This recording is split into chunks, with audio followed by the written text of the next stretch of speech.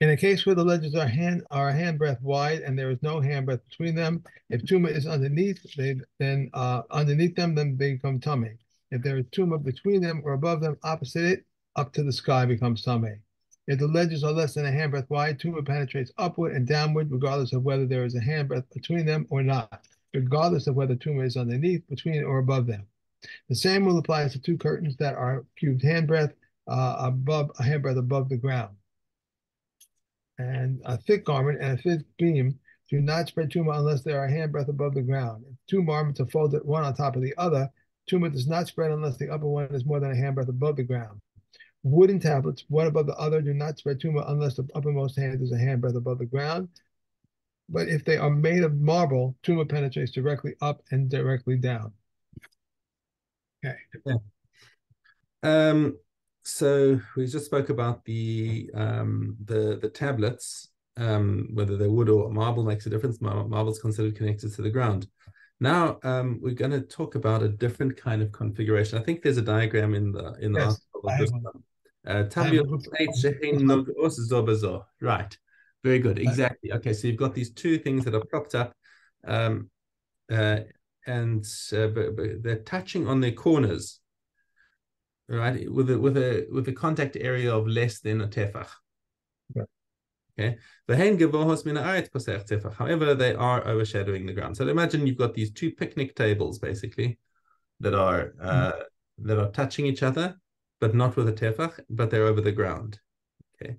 So if tuma is underneath one of them, so now what's going to happen with the tuma?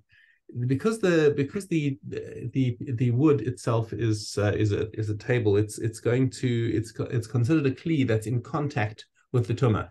So remember the degrees of tuma that we had is that Right. if a kli is touching a mace, it takes on the same degree of tuma as the mace, right? In avi avosa tuma, and if a person touches that, then they will become an ava tuma, and they'll have full 7-day tuma, right? So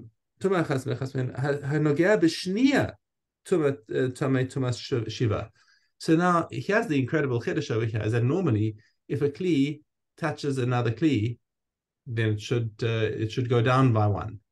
Right. But these two are both of the same material. They're both. It's basically just one wooden table that happens to be kind of touching in one little place over there. The tuma that's actually of the kli actually is transferred directly from one to another. It's without going down by one. The tumor that has the mace underneath it. So the tuma comes from the mace, hits the kli, hits the tablet, and travels electrically through it and to the next one. So that if somebody is touching the second one, he will have 7-day tuma. Okay. So let's just they have too much mace then once they touch the other table. Right. So not right, which means the 7-day tuma. Right. Since it is touching the first one and adding onto its ohel, well, not in that's actually going to be a misleading statement. I'm looking in Kahati, but anyway,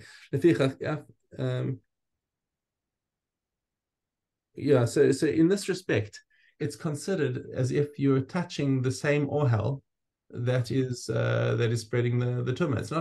It's actually not necessarily because it's interesting. It's an interesting stereo that we're going to see over here, because the way Kahati is explaining it, it's because the second table is adding onto the area overshadowed by the first one. It's considered that you're touching the same ohel that is over the mace. It's kind of like there's a mace in a tent, and somebody touches the outside of the tent, they become an avatuma. They get 7-day tuma. So this is the mechanism that's at work over here. However, but in terms of the actual functioning of the ohel, the first one obviously functions as an ohel because that's exactly where the tumas mace is. But the second one, the tumah is not able to travel over a gap of less than a tefach. So therefore, kalim that are under the second table are tahor. Wait. So the guy who You just touches the said table, that person comes and touches the second table, which doesn't yeah, have the mace underneath it, he will become tame. he will become tame with mace But tuma. now you're saying that Okay, and now now you're we're saying saying that the second table does not convey ohel tuma. oh hell tumor, but it contains it's But still it itself is an avi avos atuma, but it doesn't make an ohel. okay. All right. Okay. Okay, it seems like a contradiction over here. Like how does this happen? That All right. it's becoming tummy because it's an extension of an ohel, but it's not actually an extension of an ohel. So it's a weird case this. كلام שתחס הראשונה טמאים, וכשתחס השנייה טהורים. השולחן אינו מביא את הטומאה עד שיהא בו ריבוע בפסח טפח. And now this is a separate halacha over here. The Now we're talking about a new case over here where you've got a table, which has got a nice big tabletop, and it's got a stand in the middle that's propping up the table. Sort of like a restaurant, fast food restaurant table kind of. Okay, and it's got this column in the middle, and that column is hollow. Okay, so now that what we're saying over here is that if there's tumor inside that hollow of the column, then things are going to depend on whether you've got a cubic tefach inside the column in the middle. Because if you've got a cubic tefach inside there, then the piece of table that's above it is going to form an ohel, and it's going to spread across all the edges of the table. Okay. So that tumor, because the tumor won't be blocked by the walls. The walls are not. It's not a tamid pasil. And in any case, if it were, it would be tamid from the inside, which wouldn't block the tumor. Okay. But if it's smaller than the cubic tefach, then you've got a tumor ritzutza. And we always hear when we hear tumor ritzutza, we hear tumor bokas wala bokas uredes. It just breaks through up and down, and doesn't spread anyway. All right. Mishna Gimel. Chavios shehen yoshvos al shuleihem. You got barrels sitting on their bases. Okay. So when we hear barrels, we typically think of wooden barrels with wine. These are actually earthenware casks. So think of an earthenware cask that's sitting on its base. Okay. Okay. Or mutos al tzidein, or if they're lying on their sides, ba'avir, outdoors. And they are touching each other, okay, with an area of a tefach. So now, if tuma is underneath one of these barrels, okay, tuma bokas or la bokas v'yeredis, it's a tuma ritzutza. It's got nowhere to go but up. Okay, so it will break through. And if you remember those cases that we had earlier of the hive that was sitting on its side and in the doorway, out the doorway, or whatever, it skips the interior of the flask if it's lying on its side, and breaks through onto the other side. So the interior of the jug, if it's on its side, would remain tahor, and the tumor would just break through upwards. If it's on its base, however, the tumor would go through the jug itself. Okay, when is this said? Tahoras. This is only when the casks themselves are tahor, because an earthenware cask does not receive tumor from the outside, and it protects from tumor from the outside if that's not an ohel. Okay. But tahoras aval im hayutzemeos, if these casks were tamei to start with, or gevohos mina aretz pasef tefach, or if they were elevated from the ground by a pasef tefach so that their bottom forms an ohel. Okay.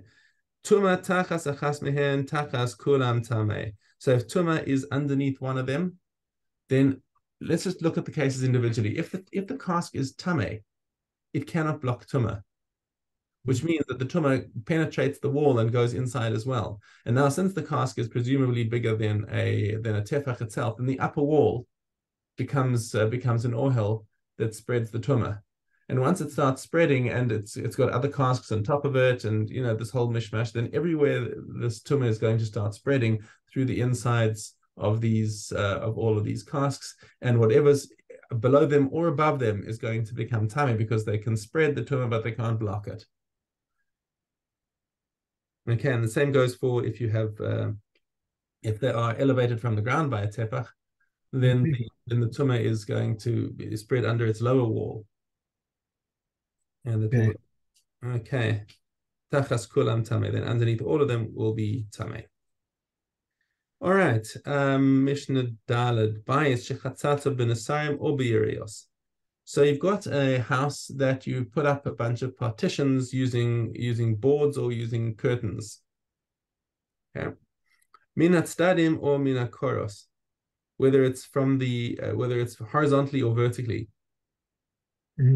Okay. Tuma b'bayis. So if there's a tumah inside the house, and then the kalim shebechatzatz tahorim, then whatever's inside the partitioned off area remains tahor, because the tumah doesn't need to go penetrating through all these places. It wants to go out. The tumah will just go out. Tumah shebechatzatz, however, if there's tumah inside the partitioned off area, we've seen a similar case to this before. And you say kalim sheba bayis tamein. Whatever the kalim that are in the house become tamei because the tumah wants to go out. It goes through the house and it will make all the kalim tamei.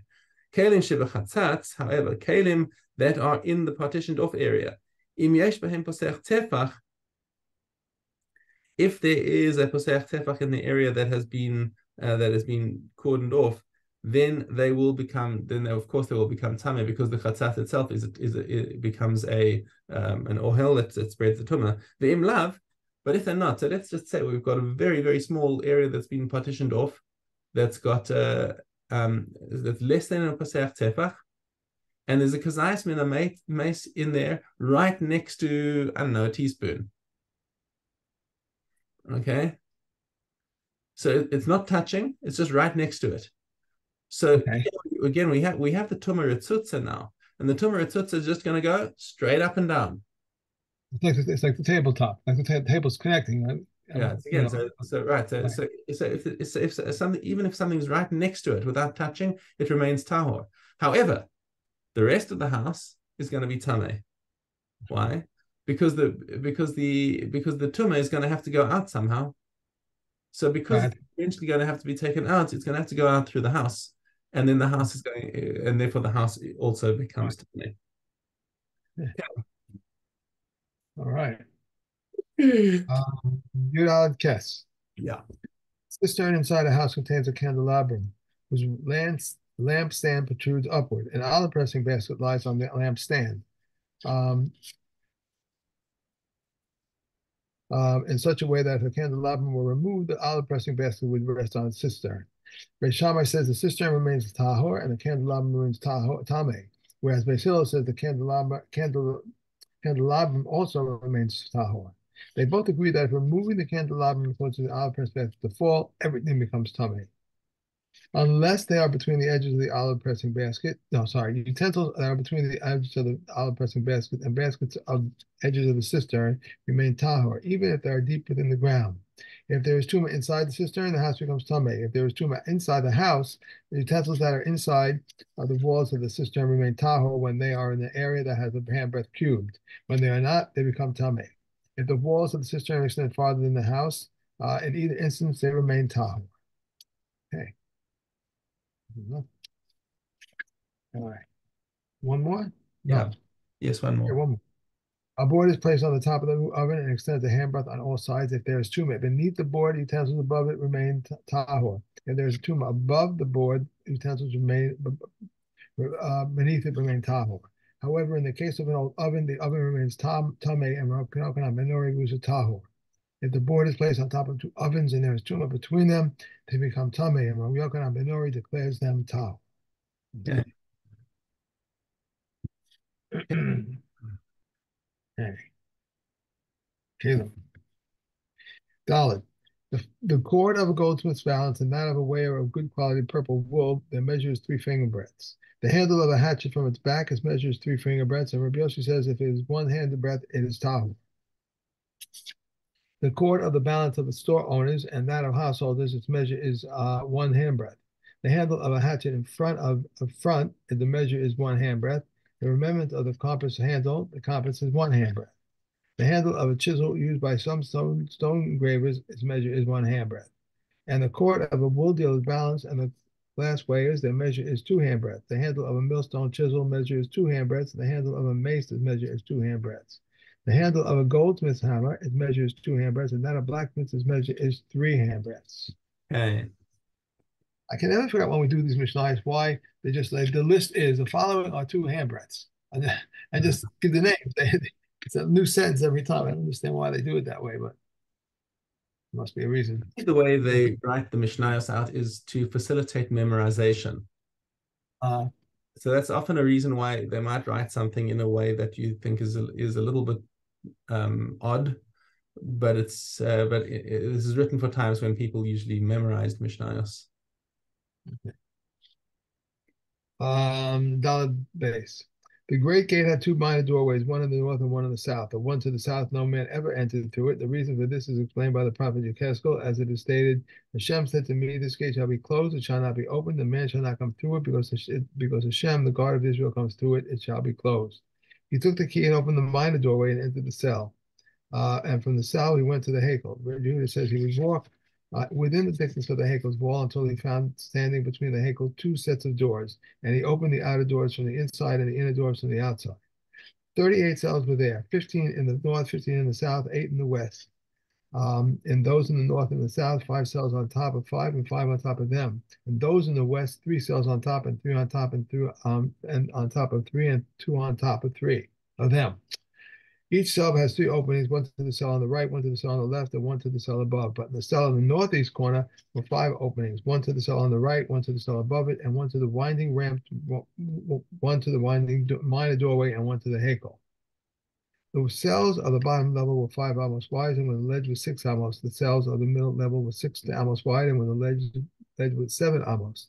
The cells of the top level were 7 amos wide, as it is stated in Malachim. The kings of the lowest cell, 5 amos was its width, the middle one, 6 amos was its width, and the third one, 7 amos was its width. Okay.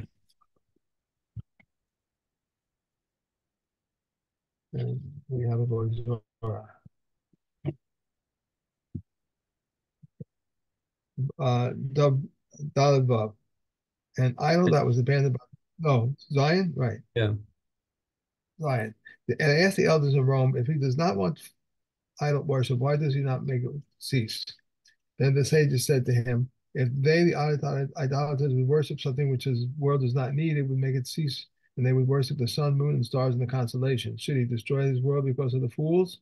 They said to the sages, so let him destroy the idolatrous things which the world does not need, and leave the idolatrous things which the world does need. They said to him, then we too would lend support to the worship of these, because they would say, you must perceive the proof that they are gods, for they have not ceased. One may buy a trodden winepress from an idolater, even though he takes with his hand and places in the mound, and he does not become Meshach wine until it descends into the cistern. If it descends into the cistern, that which is in the cistern is prohibited, and the remainder is permitted. And one may tread with an idolater in the winepress, but not harvest grapes with him. If a Jew processes his fruits in a state of tumah, one may not tread, nor may one not harvest grapes with him, but one may transport barrels to the winepress with him and carry away from the winepress with him. If a baker processes in tumah, one may not knead or roll dough with him, but one may transport bread to the retailer with him. And we have Amos. Yeah. Okay. Ted. If 3 brothers were married to 3 strangers and one of them died, and then the second one performed a mat with her and also died, they require Kalisa, but it may not be taken in Yubam. The pasuk says, and one of them dies, her husband's brother shall come to her. Only a widow who is attached by one brother's bond is subject to Yibum, not a widow who is attached by 2 brothers' bonds. Where Shimon says he may perform Yibum with whoever one he wishes, but he must then perform Chalitza with the other. The 2 brothers were married to 2 sisters, and one of them died, and then the second one's wife died. The seed is forbidden to him forever because she was once forbidden to him. Two men who betrothed two women, but when they entered the bridal canopy, they confused one with another. They're obligated to bring a sin offering because of adultery. If they were brothers, because of the prohibition against a brother's wife. If they were sisters, because of the prohibition against a wife's sister. If they were menstruants, because of the prohibition against a menstruant. And we separate them for 3 months in case they were pregnant. But if they were minors and capable of childbirth, we restore them immediately. If they were daughters of Kohanim, they're disqualified from eating truma. If someone performed Kalitza with a Juvama, and then she was found to be pregnant, she gave birth, if the child is capable of living, he's permitted to marry her relatives, and she's permitted to marry his relatives, and he has not disqualified her from the priesthood, and the child is not capable of the child is not capable of living, he is forbidden to marry her relatives, she is forbidden to marry his, and he has disqualified her from the priesthood. Okay. Yes. To Shavias. Okay. Base olive. Until one may a white field be plowed. Aleph Ches. Cass? I Yeah. skipped it. Moved it ahead. I'm sorry, I moved it ahead. Okay. Until when are they considered saplings? Reb Elazar ben Azariah says until they are permitted. Reb Yeshua says until they're 7 years old. Now Akiva says as long as they are called thus. If a tree was cut down and produced first shoots, if one handbreadth is less, he is accounted as sapling. If more than a handbreadth, it is accounted tree. So says Reb Shimon. Until when may a white field be plowed in the 6th year? Until the moisture has dried up, as long as the people plow to plant the cucumbers and gourds. Then Shimon said, you put the law for each man to his own hand, and rather in a white field until Pesach, or in an orchard until Shavuos. One may manure and whole cucumber and gourd field until Rosh Hashanah. Likewise, irrigated fields. One may cut off floors, strip off leaves, cover up with dirt, or fumigate until Rosh Hashanah. If Shimon says one may even remove a leaf from grape cluster in the 7th year. Okay. We go. What do you want to do on Sunday with Purim? I think we're gonna not have share. It's just Yeah, too busy a day. Yeah. So should I just go ahead then? Yeah, just go ahead on to the schedule, just like you would do on Shabbos. Okay. All right. Okay. Have a great day. See you. Bye. Yes.